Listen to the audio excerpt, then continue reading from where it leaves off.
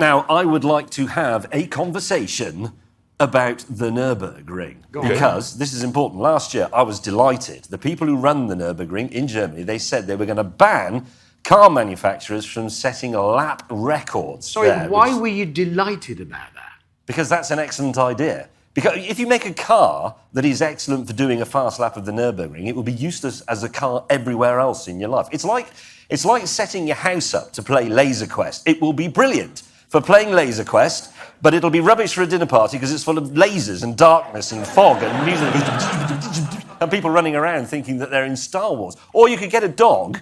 You could train a dog as an attack dog, which is fantastic if you own a scrapyard and you need the dog to guard it. But if you take it home and expect it to be a pet, it will eat your children. It's completely useless. That's what happens when you set a car up for the Nürburgring. Yeah, this isn't really a conversation, James. No, I think we've accidentally turned down Rant Lane this week. Well, there's more, he's off again. No, but the thing is, the bad news in all this is that they've decided that they will allow car manufacturers to set lap records again. Well, that's good. No, it's bad. Oh, OK. Because think of the cars that have come out recently that we've driven that have been developed so that they would go fast around the Nürburgring. BMW M4 GTS, you can't deny it, it's a terrible car. Yes. Nissan GTR, the track edition, that is a terrible car. Even Seat, the Seat Leon Cupra 280, that's got a hatchback record for going around the Nürburgring, and it's rubbish. The Nürburgring ruins cars. I'm developing an app for the smartphone called Bomb the Nürburgring, where you guide a Dornier 17 over it and blow it up.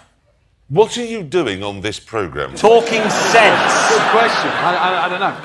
Because we have this old woman who has a baking show in Britain. She's called Mary Berry. And it would be the same, you probably know, she's probably the same as her saying, I hate cakes. Yes.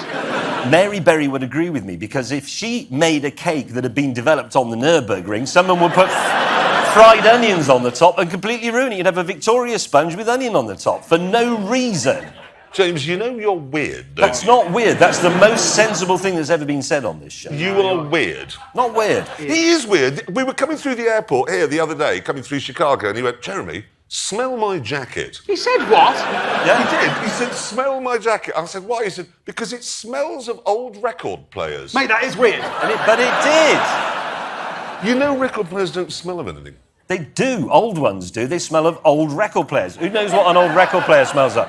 Smells of decaying electrical I'd like us to move things it on and because valves. it's getting scary now. What are you That's what not are you a doing? record Smells player. of anything. What do you want about? Does anybody have an old record player or anything old electrical? They smell, don't they? Does have a anybody smell. ever smelt an old record player, really? You think you have? You've smelt an old... God's truth. Did it have a wax cylinder on it, your old record player?